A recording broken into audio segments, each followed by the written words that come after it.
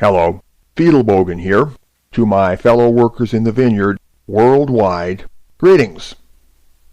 The title of today's talk is The Judicial Holocaust of the Innocent. Yes, people sometimes like to make things complicated, and I sometimes find that their motive in avoiding simplicity is to avoid realizing or thinking about something which they find mentally indigestible. Consider, for example, the matter of rape. Rape is a complicated subject, and yet, in certain connections, it is very simple. I would like to enlarge upon that, but first I should point out that it is customary to insert a pious disclaimer in dicey discussions like the one to follow, reassuring everybody that rape is a terrible, terrible crime, and that one would never excuse or condone it. I say this is customary. However, it is a custom I will ignore. I have never in my life stated that rape is permissible, and if you impute such an opinion to me and broadcast your imputation under color of fact, then you are guilty of libel or slander. Nor am I morally obligated to prove how sensitive I am. Sensitivity is very well in its season, but other qualities too have their season, and in the present case my emotional posture toward rape simply does not matter. Whether I praise or condemn it or view it in any emotional context at all is simply not germane to the points I am raising. Very well. Rape as a social issue is presently unsettled. It is in flux. You might say it is swirling. And in the unsettled flux of popular discussion on blogs, web forums, and the like, the talk swirls around mere description or mere definition of what might happen in hypothetical rape cases, while shunting aside the unforgiving existential question of what truly does happen in actual cases. They argue back and forth about questions, definitions, and possible scenarios. Is date rape really rape? Is marital rape really rape? What percentage of rapes go unreported? What percentage of women get raped in their lifetimes? What is or isn't consent? And ought she know better than attend a party where horny frat boys are present? And if she dresses provocatively, does she deserve it? And if she goes back to his room with him, does that mean she wants it? And what if she happens to be drunk? And what if he happens to be drunk? And what about this? And what about that? Flibberty-gibberty-gibberty. No, it does not interest me to quibble over the infinite shades of gray which separate consent from non-consent, or to waste much time at all on mere hypotheticals when the material point does not require them. I confess that I am unspeakably jaded by such meandering, involuted blab sessions, and I believe I am doing certain people an enormous favor when I graciously consent to fry my brain with their tedious, boring, repetitive, hand-wringing drivel, which goes nowhere but round and round the mulberry bush and appears to serve no purpose but to evade the real issue. If there were any point or profit to such talk, I would sing a different tune. But as matters stand, such windy exercises fascinate me in just the same way that counting angels on pinheads would fascinate me, and I have no patience with the countless pinheads who natter ad nauseum about such things. In the end, most of it is bullshit. And why? Because in the real world, all of this eventually funnels down to the simple, timeless, bedrock questions of arrest, prosecution, trial, conviction, and most of all, the jurisprudential and adjudicatory principles which govern these things at their various stages of operation. What are the facts? How do we even know? And can we ever truly know? Know, then, that the majority of rape cases are by their nature unprosecutable. Such is my considered assessment. When you point your finger at somebody and say, he did such and so, you need to prove it. For it is the easiest thing in the world to point your finger and accuse. Anybody can do this to anybody, anywhere, at any time. But that does not mean that anybody may send anybody to prison simply by pointing a finger. If you aim to accomplish such a thing, The criminal justice system, at least in theory, makes you work for it by means of a little device called standards of evidence. So, let us consider the crime of rape. Yes, rape is a felony under law. I do not dispute this. First, consider that most people are publicity shy about two activities. 1. Sexual intercourse, and 2. The commission of crime. In neither of these activities will the average man or woman invite witnesses. These are distinctly private activities. So, rape packs 2 for 1 because it is both sexual intercourse and a crime. Briefly, it is a sex crime, and I can assert with confidence that almost no rapist wants to be seen raping. Therefore, the great majority of rape cases have no witnesses apart from the plaintiff and the defendant. In addition, a somewhat smaller but still quite large number of rape cases have no forensic evidence suggesting that the alleged intercourse fits the legal definition of rape, i.e., that it was non-consensual. Finally, under today's lax standards, a fair number of rape cases lack forensic evidence of any kind, due to the elapsed time from when the rape allegedly occurred to when the plaintiff filed a police report. So that is why most rape cases are inherently unprosecutable, because they amount to little more than her pointing a finger at him without any positive, indisputable, corroborative evidence that a crime was in fact committed. This state of affairs is commonly known as a he said, she said.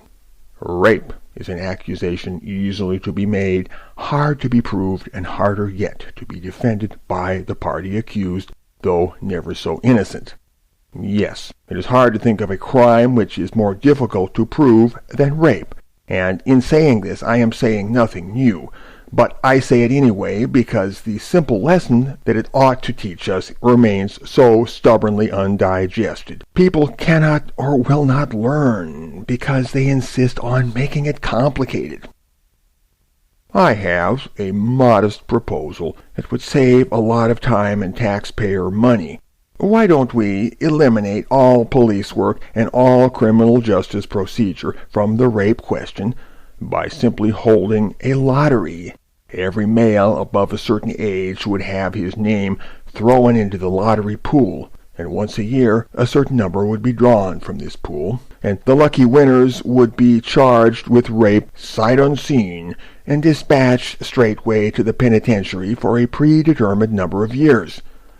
From this there would be no appeal.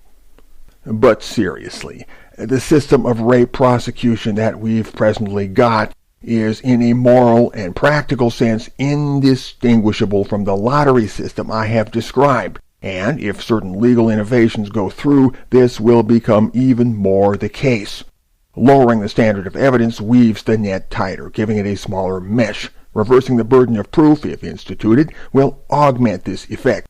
These factors can generate more guilty verdicts, hence more convictions, but they can do nothing to differentiate the guilty from the innocent. In fact, the system is not meant to assay guilt or innocence. It is meant to get convictions in conformity to feminism's judicial worldview. And feminism's judicial worldview is collectivistic. Women as a class have been violated by men as a class. Such is the feminist narrative. Therefore, men as a class must pay the penalty as a class. This means that a certain percentage of the class men must be sacrificed to meet the requirements of feminist justice. And it doesn't matter who these men actually are or what they've actually done. Male blood is what's wanted, and men being collectively guilty, this may flow in an undifferentiated river from any or all male sources irrespectively. Such is feminism's judicial worldview. Retribution for collective male guilt is feminism's shadow subtext, meaning that it stays in the shade. So as you might expect, only a few brash individuals at unguarded moments will admit what is happening. Now, in most rape cases, the lack of third witness corroboration or conclusive forensic evidence makes it well nigh impossible to ascertain guilt or innocence with any certainty. So the practice is to railroad the defendant. All the same, a charade of justice must be kept in place, and so the rape lottery is dressed in black robes and procedural frills. And that is why the only thing which matters is the existential positionality of the innocent defendant, his particular Golgotha. He is not men in some abstract, cloudy, fuzzy way. No, he is a man, a living, breathing, sentient creature who has done no crime, and yet he is being destroyed. And his well-being is of interest to me because his case could be my own or that of any other man. A feminist does not care about the suffering of men. As the saying goes, sure, men can suffer, but they cannot be oppressed. In other words, your suffering is of no account to a feminist because you are not oppressed.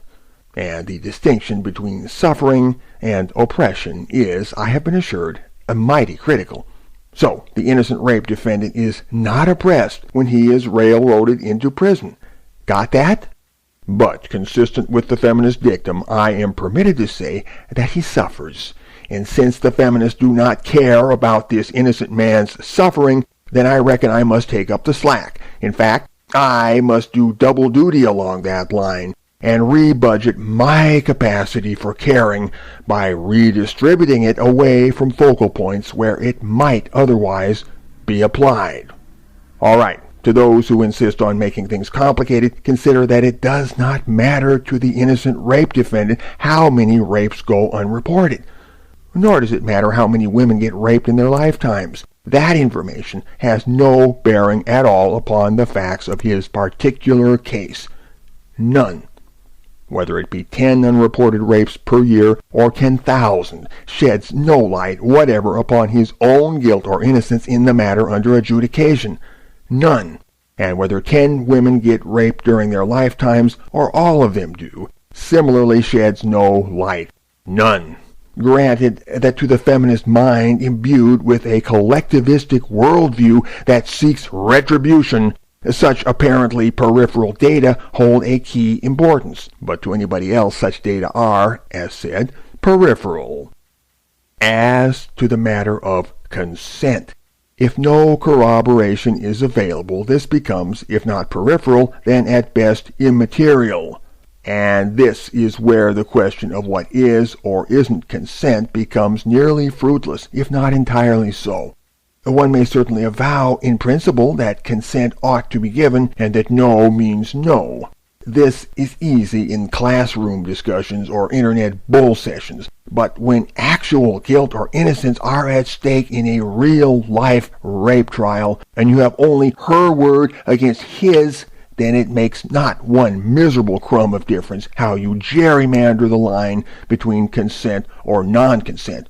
All that matters is to know who is telling the truth. And if you are a feminist, you will say the woman is telling the truth because you cannot afford to say otherwise. As a feminist, you have a confessional interest in upholding the thesis that women don't lie about rape. Yet evidence is now to hand, and abundantly so, that women can and do lie about rape and are far from being delicate blossoms in that line of work. This evidence is piling up like stacks of lumber in a warehouse, and the warehouse is getting full. We need to build another one. And if you would persist in telling me that women don't lie about rape, then you would be living in a bubble of cognitive dissonance that could be warrantably termed neurosis. So, let us be deadly clear about what is happening. Innocent men are being torn to pieces, and in principle any man might live at the mercy of a lying woman. Our civilization has seen fit to bestow such power upon women and such raw, unmitigated hatred upon men. And the ideological movement called feminism has been the prime instigator in bringing this about. That is the simple, ugly, indigestible truth which lies at the bottom of all the complicated palaver about definitions and hypothetical scenarios. And it is a truth which, by the look of it, our civilization does not want to face honestly and squarely. Feminists certainly do not want to face it. That is no surprise. The surprise is that large numbers of anti-feminists, too, would rather dance around with things which are not critical or central. They might be lazy, they might be ignorant, or they might be unconsciously blocking something which they find mentally indigestible. I don't much care. I'm bloody tired of it. Innocent souls are being cast upon a sacrificial bonfire. This, as we are instructed to conclude, is not oppression. And I'm sure it is a great semantic comfort for certain men to be told that their suffering is not oppression. Still, it is a sacrifice, a holocaust, if you will. A holocaust of the innocent under color of the judicial. A war on rape is underway, along with the broader war upon men. And the powers that be figure it is acceptable to make the innocent suffer right along with the guilty. And guess what? They are pondering how to turn the heat up even more. We must consider that there might be no solution to the problem of rape, or at least none that would satisfy a feminist. That is harsh to think about, but what if it's true? Rape could very well end up being one of those goddamn things that we can't do anything about. Or at least nothing that a feminist would find mentally digestible. But did anybody ever tell you that the universe was fair?